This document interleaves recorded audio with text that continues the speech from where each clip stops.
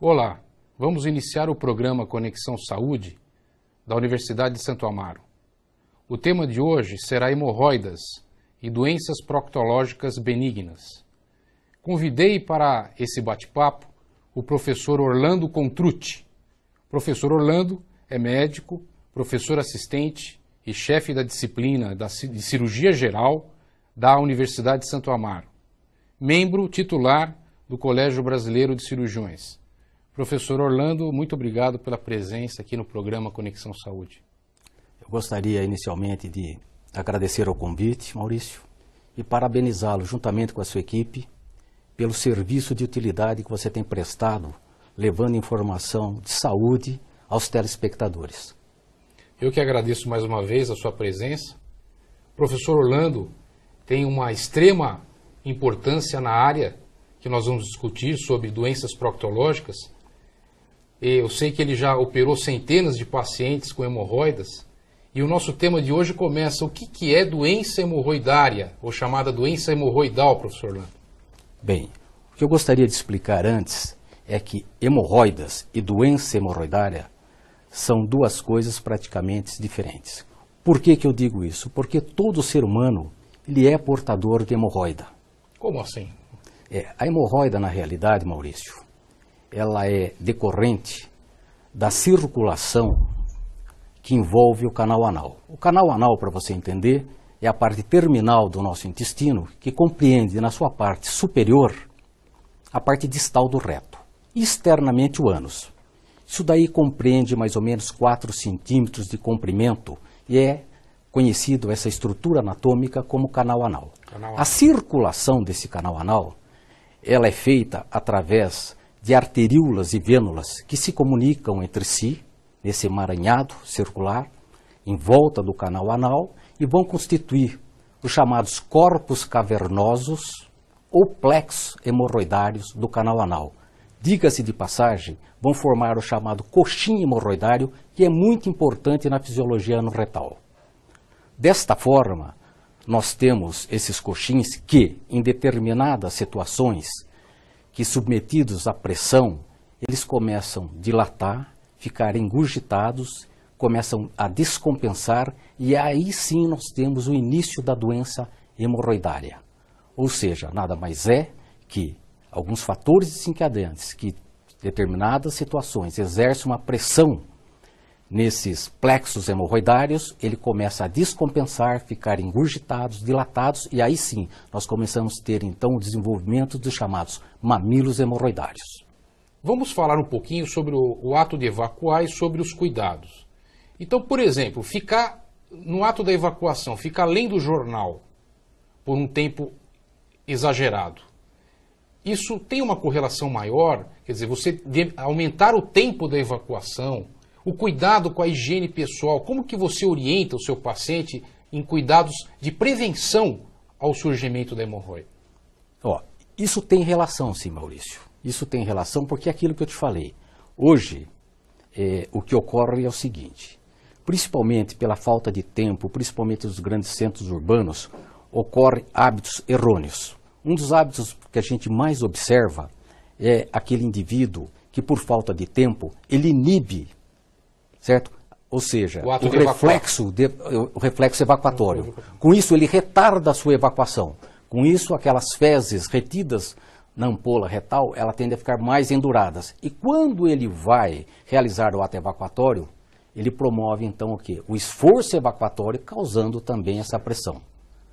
Por outro lado, tem aquele indivíduo que, com medo às vezes de ser pego por um reflexo fisiológico da evacuação durante uma reunião ou no trânsito, é aquele que vai ao banheiro normalmente antes de sair de casa, mesmo sem ter vontade de realizar o ato evacuatório.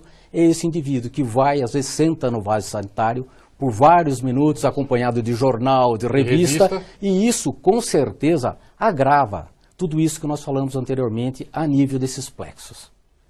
Em relação, então, à identificação do problema, inicialmente, o que é importante na consulta médica de avaliação de um paciente que vem com uma queixa, que nós vamos ainda conversar, diversas, como prurido anal, como sangramento anal? Eu gostaria que o senhor explicasse os sinais importantes Sim. e a sua gravidade, e como que nós, médicos, investigamos um paciente que tem uma suspeita de uma doença proctológica.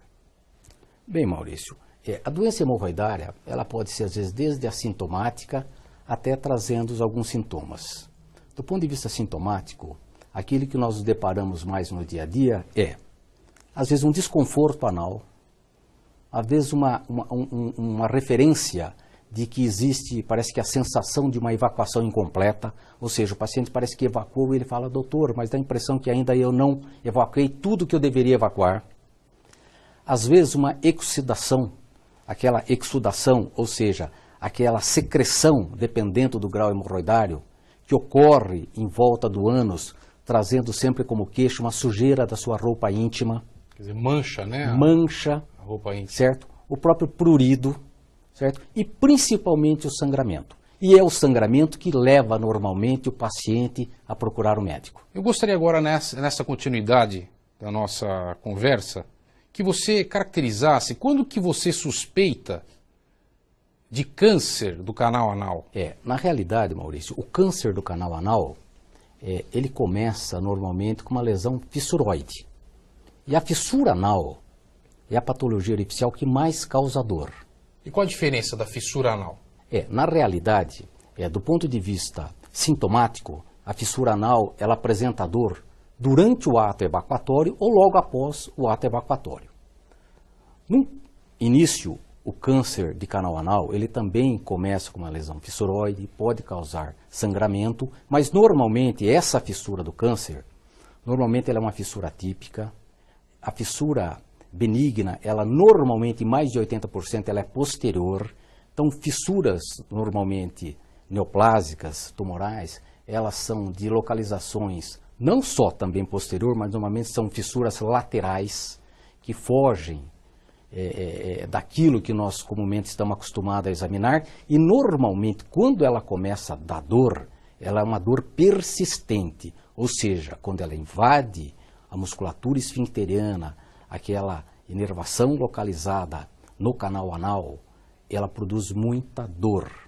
Então é aquele paciente que chega com uma dor persistente e que tem piorado com o passar dos dias, a gente já tem que avaliar com muita parcimônia esse paciente, porque você pode estar frente, às vezes, a uma lesão ulcerada, fissurada, que na realidade é um câncer.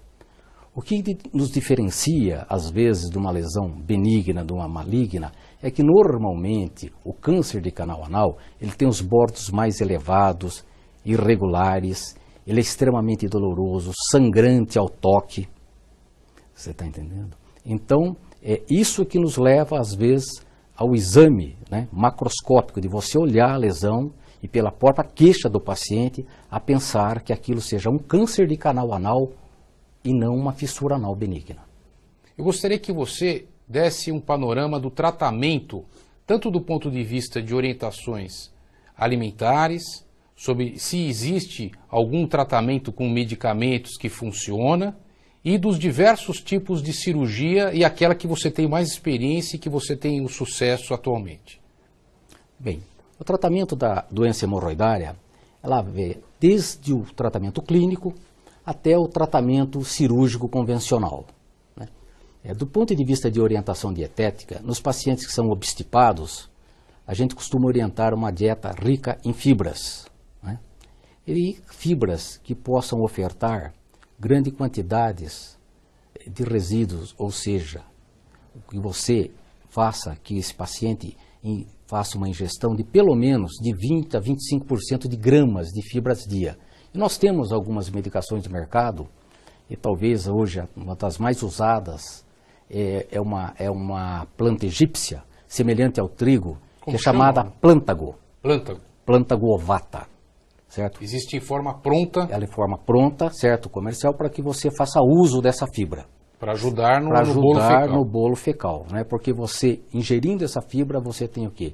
Absorção e adsorção de água, você promove um bolo fecal que exerça menos pressão nesse colo, que o trânsito desse colo se faça de uma maneira mais normal, com isso, inclusive, prevenindo determinadas doenças. Se, por outro lado, o paciente ele é portador de doenças que causam diarreia, diarreia crônica, você tem que tratá-lo convenientemente, evitando que ele vá tantas vezes ao banheiro e que daí você tem um efeito adverso. Você tem o trauma pelo excesso de evacuações. Sobre a cirurgia convencional, que eu gostaria que você encerrasse com esse assunto, Orlando.